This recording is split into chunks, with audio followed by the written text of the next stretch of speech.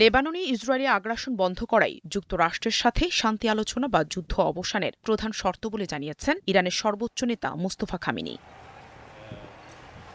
ইরানের পররাষ্ট্র মন্ত্রণালয়ের মুখপাত্র ইসমাইল বাঘাই বলেছেন, যুদ্ধ অবসানে যুক্তরাষ্ট্রের সঙ্গে আবারও আলোচনা শুরুর কোনো অনুরোধ করেনি তেহরান। সেই সাথে যুক্তরাষ্ট্র যতদিন বোমাবর্ষণ বন্ধ রাখবে, তেহরানও হামলা স্থগিত রাখবে বলে জানান তিনি।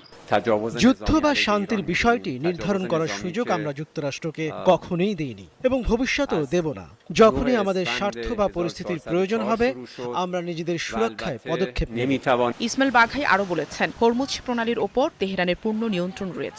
এই প্রণালী দিয়ে কিভাবে জাহাজের চলাচল পরিচালনা করা হবে তা নিয়ে ওমানের সাথে রাজনৈতিক ও কারিগরি আলোচনা অব্যাহত রয়েছে। তেহরান দাবি করেছে, ইরানের বিরুদ্ধে যুদ্ধে যুক্তরাষ্ট্র লক্ষ্য অর্জনে ব্যর্থ হয়েছে।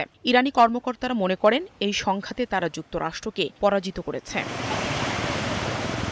জাতিসংঘে নিযুক্ত যুক্তরাষ্ট্রের রাষ্ট্রদূত জানান, যুদ্ধ বন্ধে আবারও শান্তি আলোচনার সুযোগ তৈরি করতেই মার্কিন প্রেসিডেন্ট ডোনাল্ড ট্রাম্প ইরানের ওপর হামলা স্থগিতের নির্দেশ দিয়েছেন। একজন মার্কিন কর্মকর্তা এবং যুক্তরাষ্ট্রের বিভিন্ন গণমাধ্যমের প্রতিবেদন অনুযায়ী অভিযান স্থগিত রাখতে ট্রাম্পের এই সিদ্ধান্তটি ছিল তার শীর্ষস্থানীয় সামরিক কর্মকর্তাদের পরামর্শের প্রতিফলন। নাহিদা রিন্থি, ৭১।